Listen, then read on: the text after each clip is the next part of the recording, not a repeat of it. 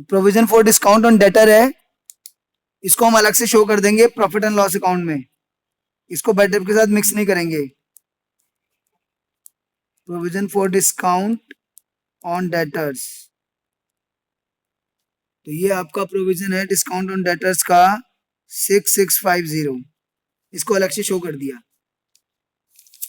तो balance sheet में पहले डेटर में से फर्दर बैड डेट प्लस किए, फिर new provision for bad debt plus करी, फिर उसके बाद provision for discount on debtor less करी,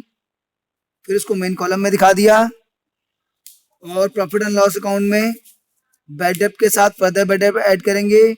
उसमें न्यू प्रोविजन जो कि अभी बैलेंस शीट में हमने निकाली है उसको ऐड करेंगे,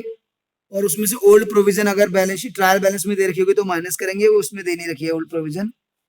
और जो provision for discount on debtor हमने बैलेंस शीट में निकाली है वो हम अलग से शो करेंगे, इनके साथ ऐड करके नहीं शो करेंगे। इसके बाद नेक्स्ट एडजस्टमेंट है हमारी, investment were made on 1 July 19 and no interest has been received so far. तो इन्वेस्टमेंट जुलाई 19 में हमने करी है, और क्वेश्चन में जो ट्रायल बैलेंस है 6% इन्वेस्टमेंट है 5 लाख की। तो ये देखिए बैलेंस शीट के अंदर 6% इन्वेस्टमेंट 6 लाख, 6% की इन्वेस्टमेंट है आपकी 6 लाख की, ओ सॉरी 5 लाख की है,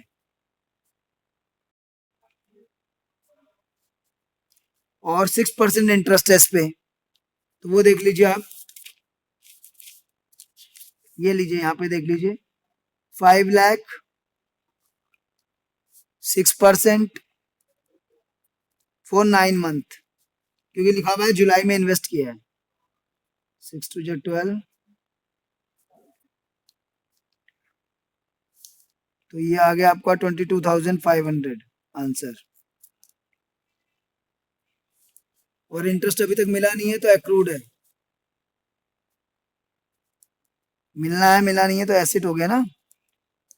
एक्रूड इंटरेस्ट 22,500। और ये जो एक्रूड इंटरेस्ट है ये आपका प्रॉफिट एंड लॉस में इनकम में भी आएगा, क्योंकि करंट ईयर का है ना। Interest on investment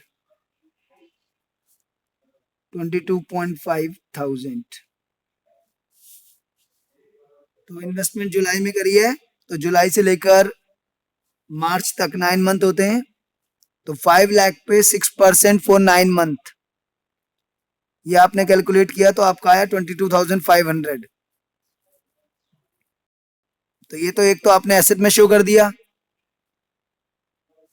accrued interest क्योंकि रिसीव नहीं हुआ, आपका राइट है रिसीव करने का, तो आपका एसेट है, और करंट ईयर की इनकम है तो इनकम में भी ऐड करके शो कर दिया आपने, यहाँ पर इंटरेस्ट ऑन इन्वेस्टमेंट इनकम में शो कर दिया। तो ये सारी इसमें एडजस्टमेंट थी। इसके बाद कैपिटल है, कैपिटल आपका बैलेंस शीट में आ जाएगा। कैपिटल थोड़ा नीचे लिखिए, क्योंकि या तो शुरू में लिखते हैं लास्ट में। कैपिटल दे रखिए 12 लाख। ओपनिंग स्टॉक है वो बैलेंस शीट में आ जाएगा, opening stock, sorry trading account में आ जाएगा 450 के। फर्नीचर हो गया है, सेल्स है, सेल्स रिटर्न है कि नहीं है चेक करो, सेल्स रिटर्न नहीं है, तो सेल्स आया 43,50,000, सेल्स 43,50,000 यानी कि 4350 के माइनस सेल्स रिटर्न आपको दे रखी है 70 के, तो ये आ गया 42,80,000 यानी 4280 के, 4280 के आ गया भाई। फिर परचेज रिटर्न है वो परचेज में से लेस हो जाएगी, यहाँ पर रेंट पेनल में आ जाएगा, सैलरी पे एडजस्टमेंट थी, बेडअप हो चुका है, डेटर हो चुका है, बिल्स पेबल लायबिलिटी में जाएगा, एडवर्टीजमेंट एक्सपेंस पीएनएल में आ जाएगा, पेटेंट्स एसेट में जाएगा बैलेंस शीट में, ड्राइंग्स कैपिटल में से माइनस हो जाएंगी बैलेंस शीट में, प्लांट एंड मशीनरी हो चुका है, परचेजेस ट्रेडिंग में आ गया है,